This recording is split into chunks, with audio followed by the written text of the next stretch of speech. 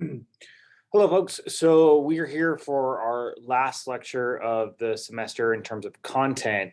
I know I've given you a lot over the past couple of weeks. We just wrapped our Asian Americans in the United States unit, and now are going to be thinking about what to do next, right? Because this class is coming to an end. You all have a variety of new insights, perspectives, and tools to deal with social injustice in your society. And as we think about that, I wanted to give some closing thoughts on some concerted issues, that are pressing in our communities, in our society. And hopefully, as we approach new elections and you all approach your professions, careers, and future directions in higher education, you think about what needs to be done and how you can take direct action in supporting marginalized communities and tackling some of these pressing issues in our society. So,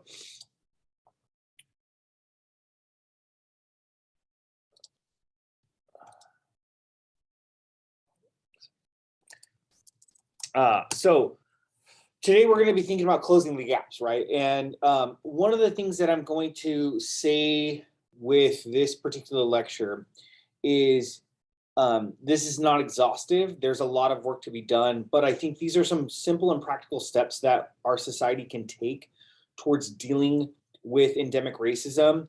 Ideologically, we have to consider that these notions about race and racism have permeated our society in a way that it's going to be much harder to deal with. Classes like these obviously are going to help. And ethnic studies is I think, one way in which we can utilize education to retrain, reprogram, re-educate people in a way to help them be more humanistic, more sensitive to communities, so on and so forth. But part of the problem with that is getting people to stop thinking certain things doesn't necessarily change the fundamental problems. And I will say that while our society has done a lot to include people in textbooks and to dedicate days for individuals in terms of the kind of heroes and holidays paradigm, those are all really great symbolic gestures towards recognizing the contributions of people of color, but that doesn't necessarily fix the fundamental problems. And what we need to get towards is not just a general sense of inclusivity, saying that yes, we're going to have a Martin Luther King Day and a Dolores Huerta Day and an Angela Davis Day and a Leonard Peltier Day, all of those things. The days are not enough. We need to actually do real things that can start to support our communities. And what I'm going to show you here is some budgetary aspects, and that's kind of the centrality of the article that you read this week, is thinking about how we can do things to help grow individuals' wealth.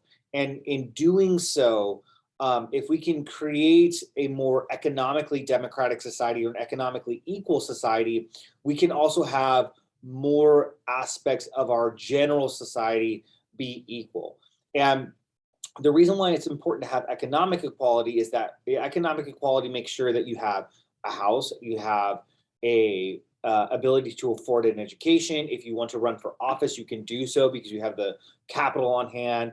If you want to start a business, all of those things kind of come with a degree of economics. And as long as we live in a capitalist society and until we are able to either disrupt or rethink that, we need to consider how we can retool the capitalist system in a way that is more equal for all people, right? So what we're going to cover today is what can we do. I'm going to revisit race and wealth, which I think is one thing that we always want to be cognizant of as a pressing issue in our society. And then some steps on minimizing the racial wealth gap. We'll look again at education and think about things that we can do with the current budgets and why certain investments are important. Thinking about deprioritizing policing in the US, thinking about homelessness, and then lastly, moving forward and thinking ahead on things that we can do in terms of investments in our community. So Again, we've come to understand some major complexities of oppression in our society. It's not a straightforward thing. As I've stressed in many, many lectures, this isn't about a person with a Klansman hood out there saying that we don't like people of color, but rather that we have these intricate systems within the various social institutions that all work to deny people of color, women, LGBT plus folks of intersectional identities and backgrounds, full access to the symbolic rewards in our society. And so one thing that we need to understand is while a lot of communities have faced very specific challenges, they're also enduring a lot of interconnected issues, right? So our public education system is extremely poorly funded. And I'll show you how little our education is funded compared to other governmental institutions in a second. That lack of education is compounded by inadequate healthcare. Again, people of color are faced, wildly inadequate healthcare over time, and COVID has really flushed this out in terms of the mortality and lethality rate of COVID.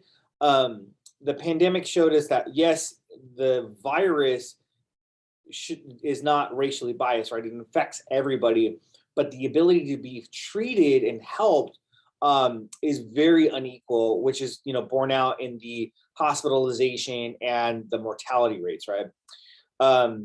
We still see lots of issues with exclusionary and toxic housing, folks having to deal with a variety of things. And again, if we go back to Native Americans in the United States, we've seen that in terms of pipeline building, so on and so forth. Food insecurity continues to be a pressing issue in our communities, and that one is very indiscriminate. We're all for communities of color or historically marginalized communities that face issues with food insecurity. Hyper policing and criminalization of behaviors and identities, I think, is really important, right? And we're still dealing with this. There are still unarmed people of color being shot by police with impunity. And at the wake of certain recent juridical decisions, namely Ahmaud Arbery and Kyle Rittenhouse, we still are seeing vigilantes out there exacting justice the way that they are deemed fit and killing folks with impunity, right? And so we need to be very cognizant that how policing happens, how criminalization happens, and the effectuation of justice is very unequal, right? And it is unequal by and large, where people of color suffer the most from a variety of things, including heavy-handed policing, right? We still continue to see poor representation in politics, right? So, Congress is overwhelmingly white and male. There's, a lot of concerted efforts to restrict voting across the U.S., particularly in the South and the Southwest, or Southeast, I'm sorry. And so that is going to compound the way in which increasingly diversifying areas are going to still lack the ability to have their concerns heard in the halls of Congress. And then again, still misrepresentation in media. Now, what we want to say is that there are gains being made. However, the gains being made in all of these fields should not be taken as wins. They are piecemeal at best. And when we look at the disparities in funding across the various avenues, which I'll show in the data in a little bit, we're going to understand that what we're doing now is still not enough by miles and miles in terms of what we can do to really support people of color and our communities across the U.S., right? And one thing that we have to understand is that each of these feeds into the other, right? If you have poor education, you're not going to have the wherewithal or the knowledge to understand your healthcare, and nor are you going to pursue a career in healthcare, right? Which is going to make it much harder for you to heal and care for your communities. Poorly funded education often comes from exclusionary and toxic housing, especially when that housing, is considered to be poor and dilapidated due to redlining, right? And so again, exclusionary housing feeding into poorly funded education, segregated, living environments, right? Which is going to lead into poor healthcare. In those communities, We have food insecurity, right? Again, feeding into that. So food insecurity can actually have detrimental effects on your education, which can also lead to you having poor healthcare outcomes, which can always usually be tied to the way your housing is set up, so on and so forth, right?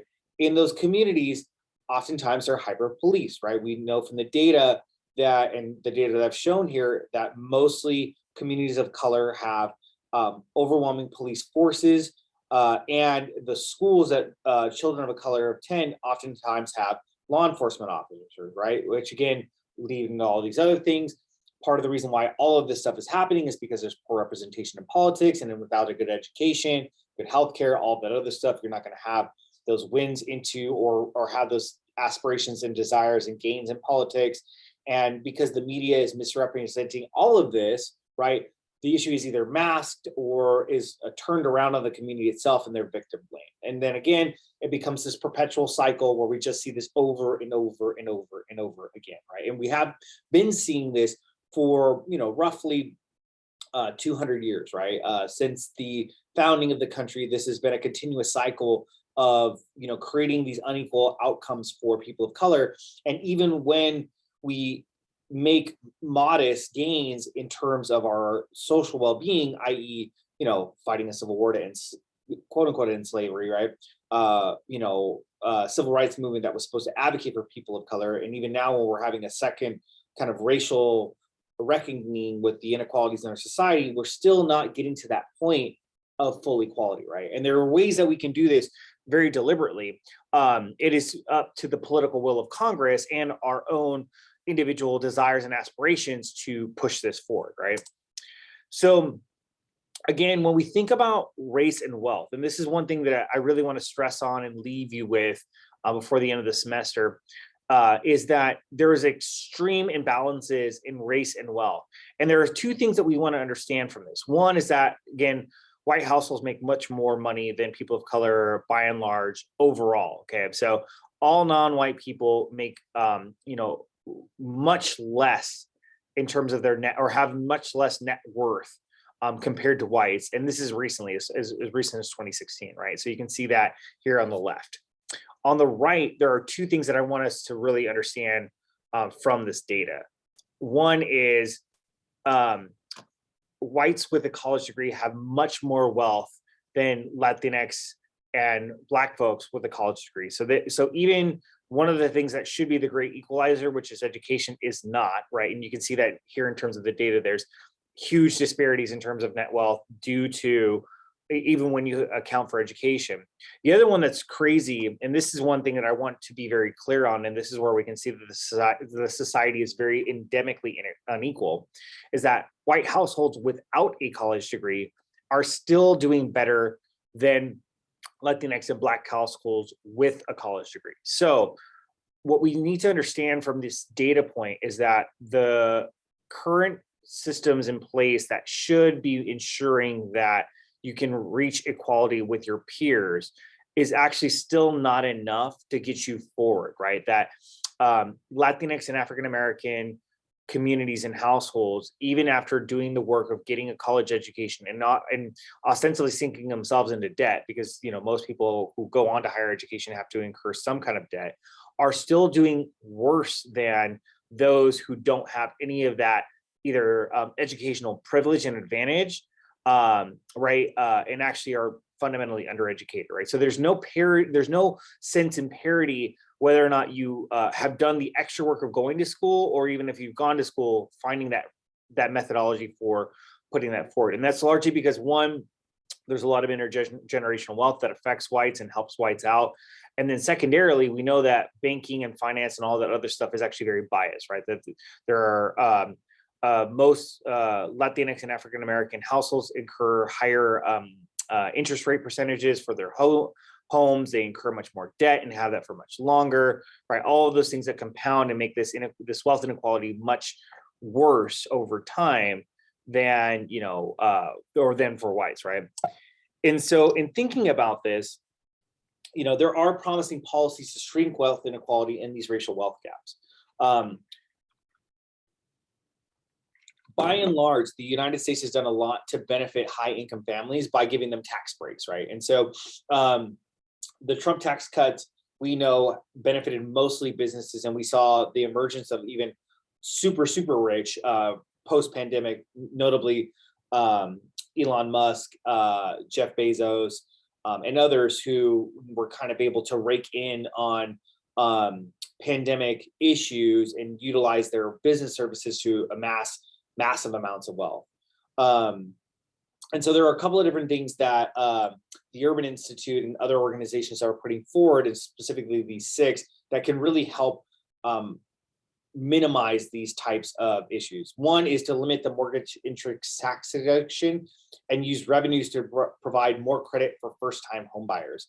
What we've seen a lot of the times is that housing in the United States, although very innocuous, becomes the only central way to build wealth in the United States. And so a lot of folks are able to get out of paying taxes because they're able to use their mortgage as a mechanism for not tax evasion, but basically tax amelioration. And because a significant portion in the United States, a significant portion of people of color in the United States are renters, which is essentially causing them to just throw money away. And then secondarily, are unable to buy housing because housing is so expensive in the US. They're unable to, get into the mechanisms or into the equity that would help them build wealth, right? Secondly, we want to have a return to old school retirement plans. Okay, since the stock innovation into our capitalist system in the 1980s, we've seen a movement away from employers really doubling down and just putting aside money and investments for their workers. And so stock options and 401ks are not a retirement plan. That is essentially your employer and yourself saying that you're going to throw money in the stock market and hope that you can get some returns on that will help you in your later years. And that was not what FDR envisioned when he had developed Social Security and actually was trying to ameliorate the Great Depression.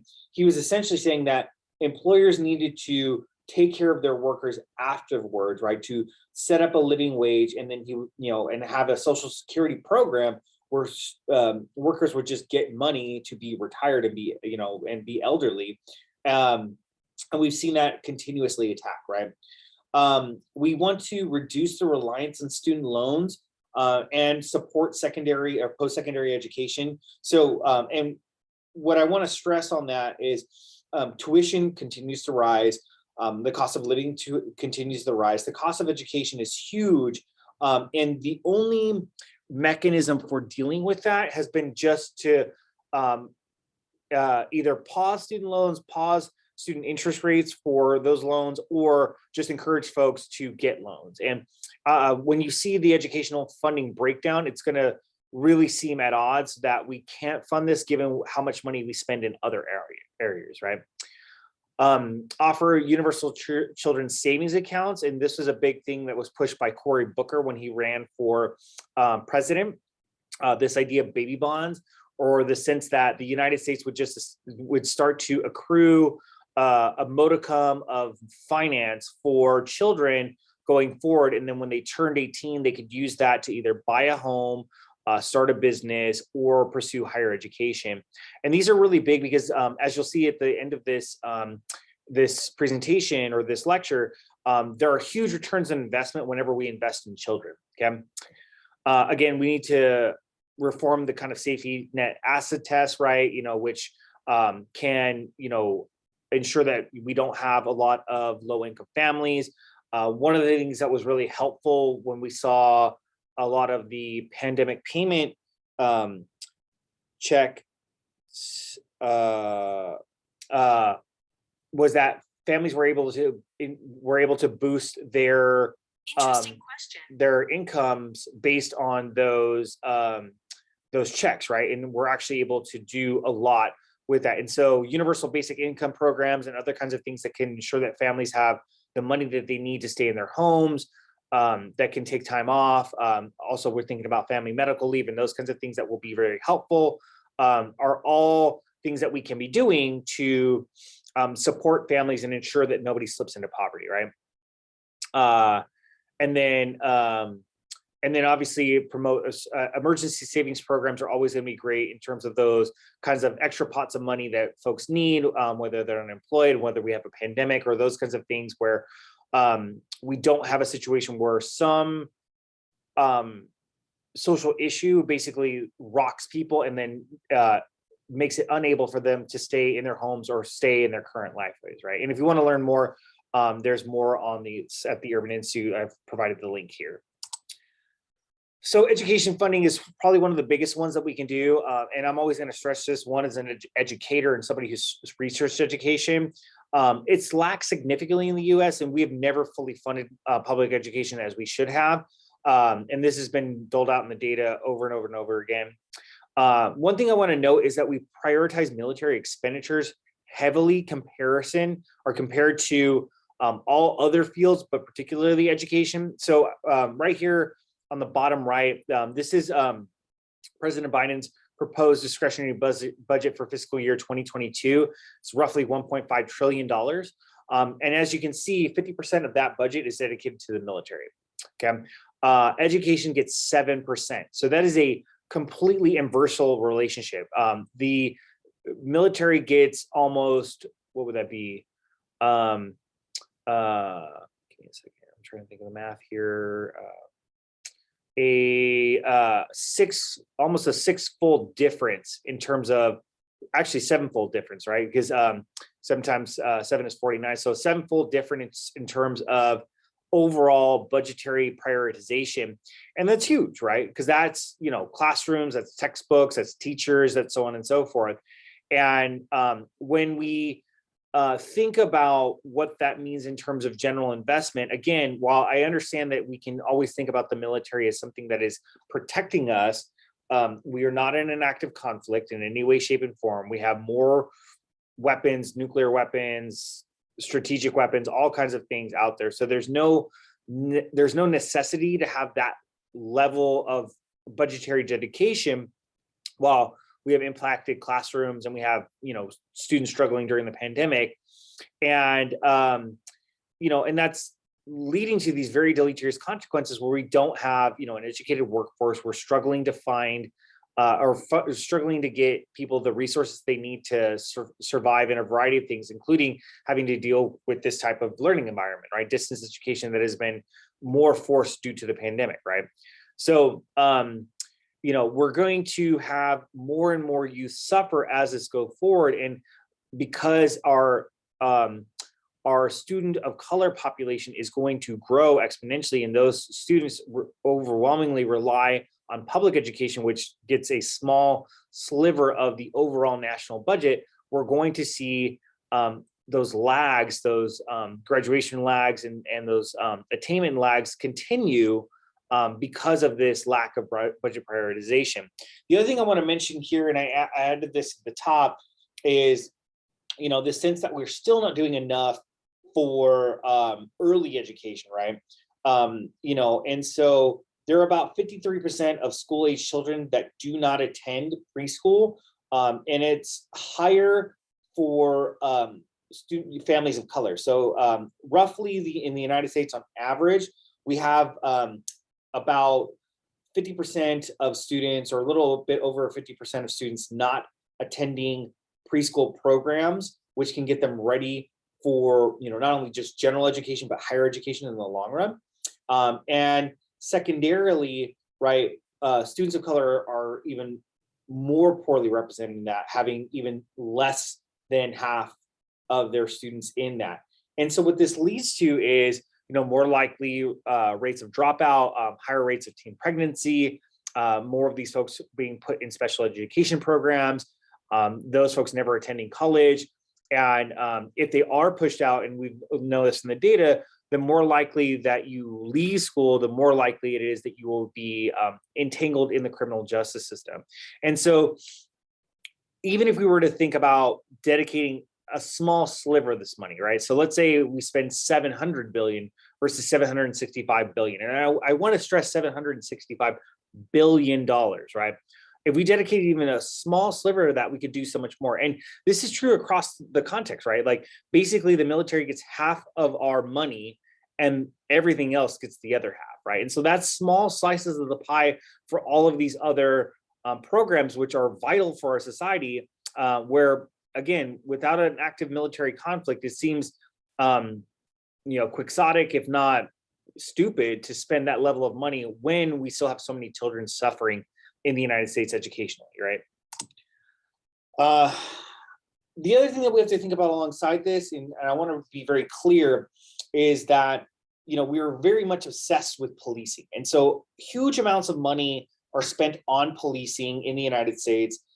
Anywhere from 50 to 30% of states' budgets are spent on this, which is huge. And that's again a big problem when we consider what we are doing, right? And so, in terms of Long Beach, I provided this here on the top right.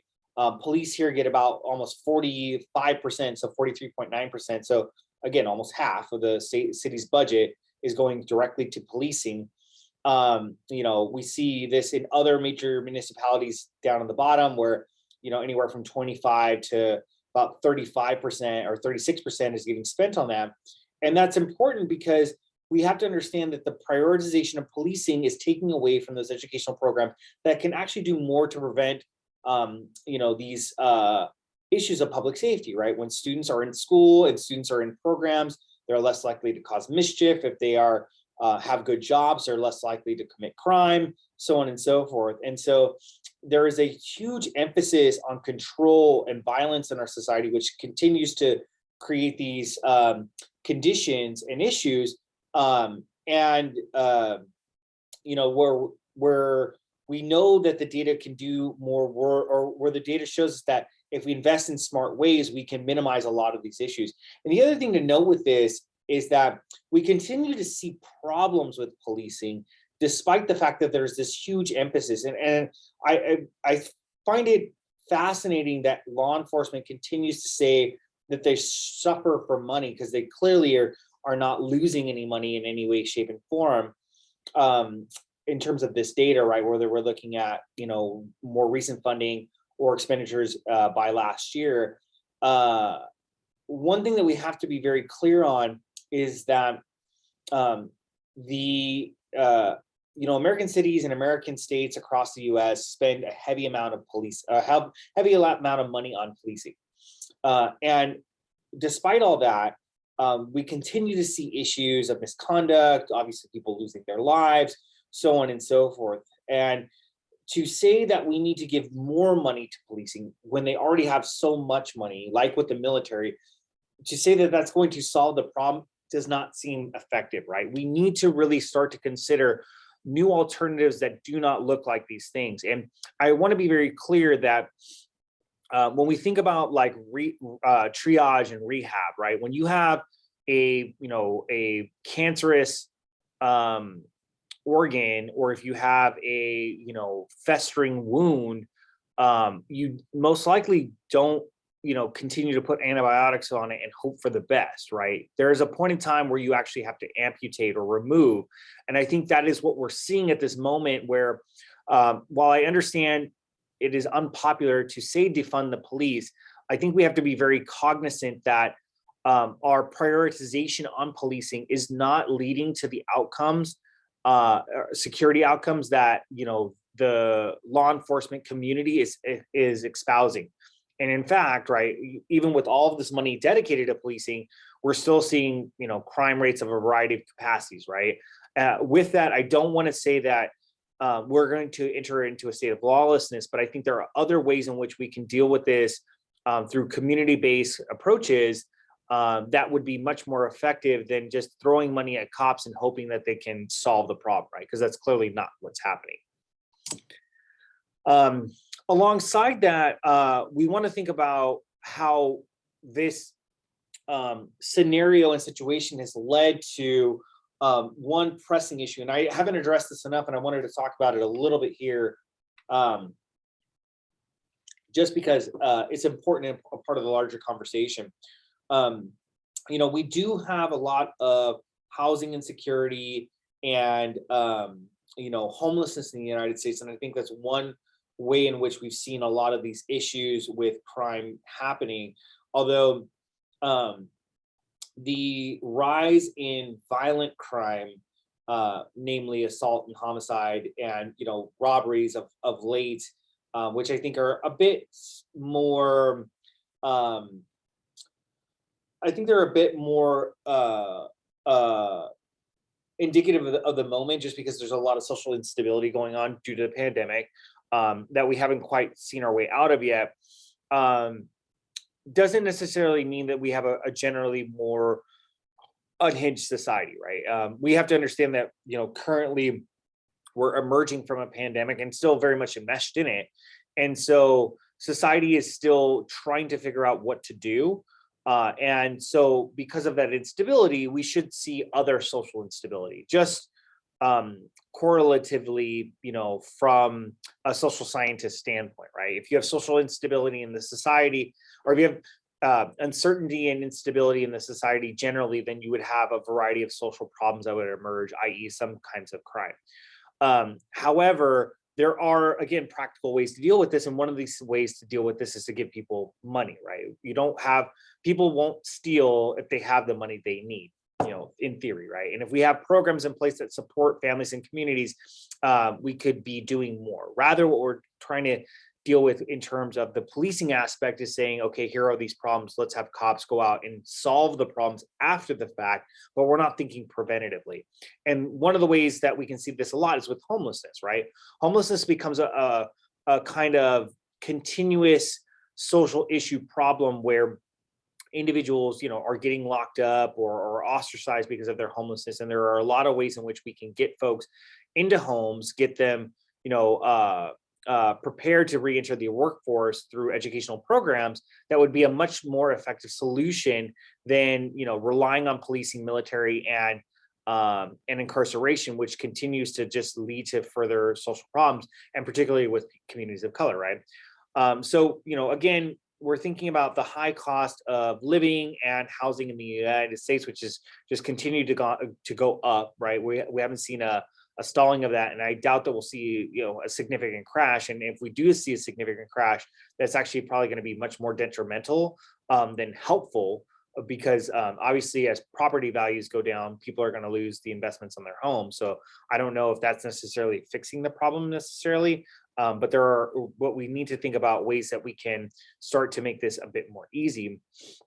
Again, what we can see in terms of the data is that we're not emphasizing enough on solving these problems and investing money smartly. So I provided two different infographics here, one from Think Progress and the other one from Mother Jones. And I wanted to show kind of the comparison in terms of how our homelessness problems creates a very significant economic problem. And it could actually be solved very easily if we prioritize or we redirected certain funding towards helping folks out, right?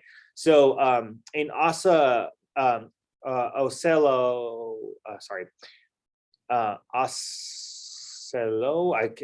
cannot pronounce it, County, Florida, they tracked 37 homeless people who were arrested 1,250 times over 10 years, which that overall cost in terms of booking, jail, and mental health care in jail cost the city or this county over $6 million, right? So that's 37 people costing the county almost $6.5 million, right? So that's huge in terms of overall expenditures, right? If we think about what some of that $765 billion dedicated to the military can do to deal with this, there's a lot of ways we can see this. And then the reason why I brought up the Think Progress piece is this gives us a kind of comparison of where we spend our money and what we could do to redirect money towards solving the homelessness problem. So per annum, it would probably take just about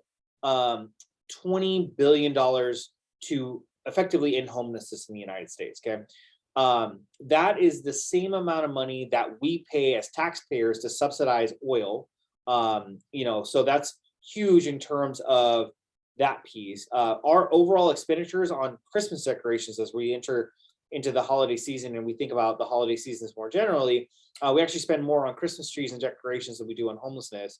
Um, our responsibility for cutting nuclear weapons, or the money that we spend towards nuclear weapons, is almost 3 times what we spend or could spend on homelessness. Again, an overemphasis on militarization versus solving this pressing social issue. We if we think about the write-offs that corporations and big business use to deal with perks, i.e., write-offs for meals and entertainment.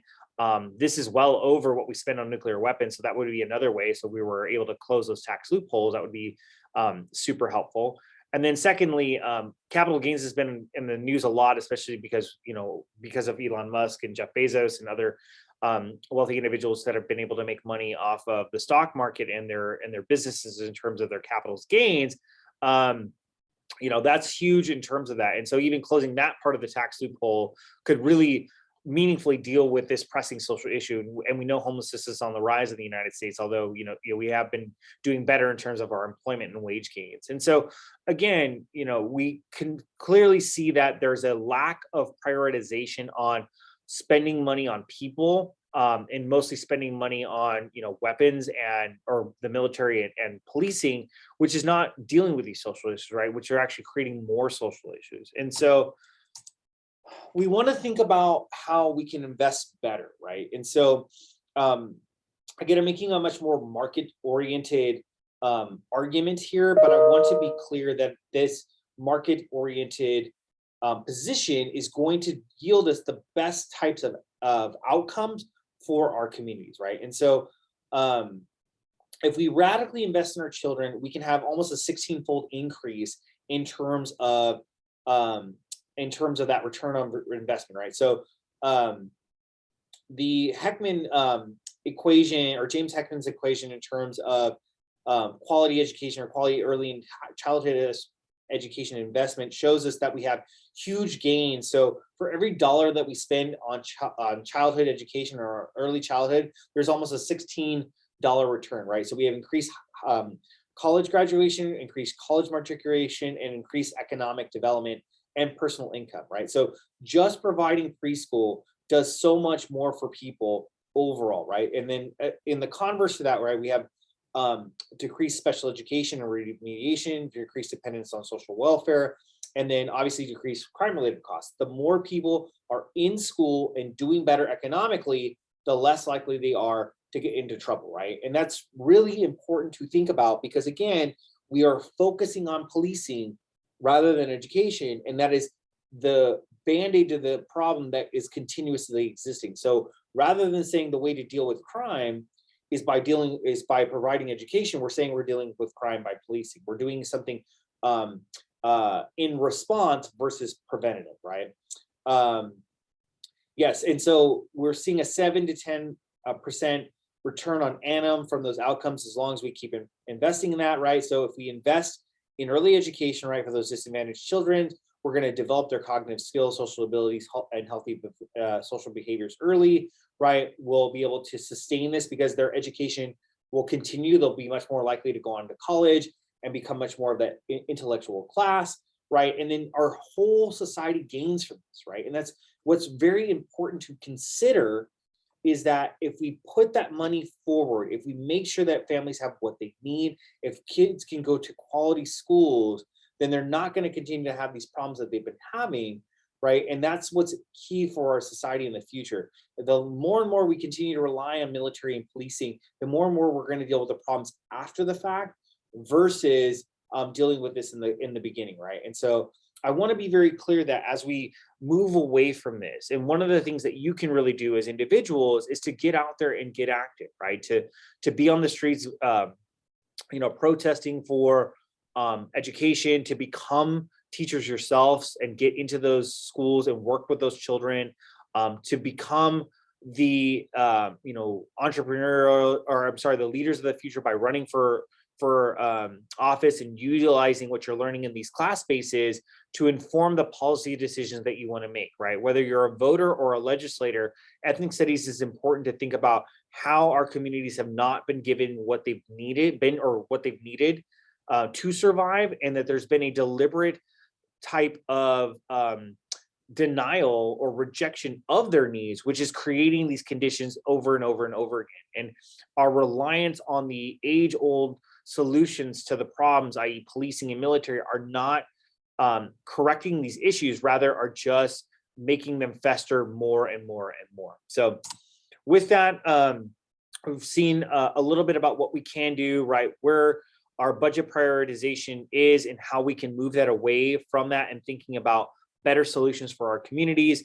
Again, education, homelessness, the racial wealth gap are huge in our society and largely dependent on or largely caused by or correlated to the endemic problems that we've seen over time. Again, systemic racism, and other types of pieces that have denied people of color full equality in our society. If we can think about deprioritizing policing and military in the United States and redirecting some of that funding, thinking ahead, again, investing in children early on, we can really deal with this in our society. So if you have any questions, please feel free to email me. There will be one more lecture this week, but it'll be much more of a closing conversation between myself and you all for the viewership. I thank you for tuning in over the semester. I know it's been a lot of really heavy and intense material, but you all have done really well engaging with it and responding to my questions and prompts. I thank you again for a beautiful semester, and I hope to hear with you. I hope to hear from you well after this. Always keep in touch. Know that I will always be here. And again, as always, thank you for tuning in, and I'll see you next time.